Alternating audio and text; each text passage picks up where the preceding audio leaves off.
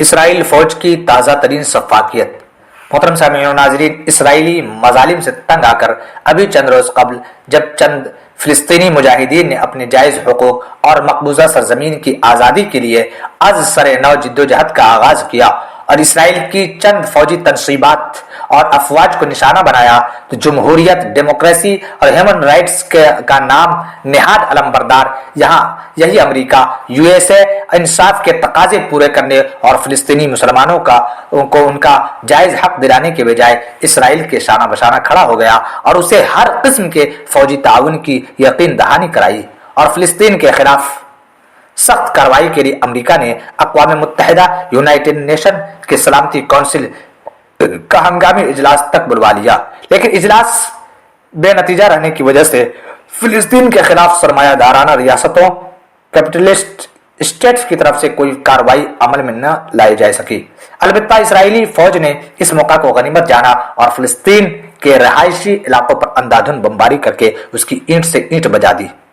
نہتے مردوں، عورتوں اور چھوٹے چھوٹے بچوں کا قتل عام کیا، مساجد کو شہید کیا، قرآن حکیم کی بے حرمتی کی، نیز امدادی کارروائیوں میں خلل ڈالا۔ اس کے باوجود یہودیوں کے انتقام کی آگ ٹھنڈی نہ ہوئی تو انہوں نے ملک بھر میں جنگی صورتحال کا اعلان کر دیا، اپنی جنگی طیاروں اور ٹینکوں کو فلسطینی سرحدوں کی طرف روانہ کیا اور فوجی طاقت کے بلبوتے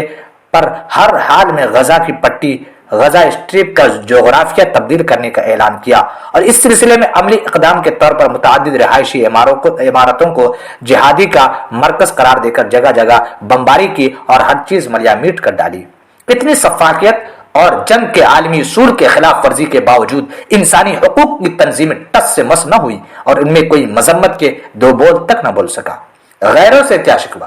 ہمارے اپنوں کا طرز عمل بھی ان سے کچھ مختلف نہیں رہا۔ جس وقت اسرائیلی فوجی ہماری مسلمان عورتوں کی گریبان چاک کر رہے تھے، دن کے اجالے میں ان کی عزت و عصمت کا دامن تار تار کر رہے تھے، ہمارے بچوں کو زد و کوب کر رہے تھے، اس وقت انہیں اسرائیلی مظالم نظر نہیں آئے، اور آج جب چند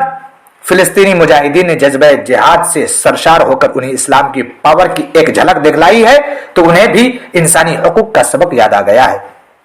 اور وہ بھی ٹی وی پر بیٹھ کر فلسطینی مجاہدین کو انسانی حقوق کے احترام کا مشورہ دیتے نظر آ رہے ہیں۔ شرم تم کو مگر نہیں آتی۔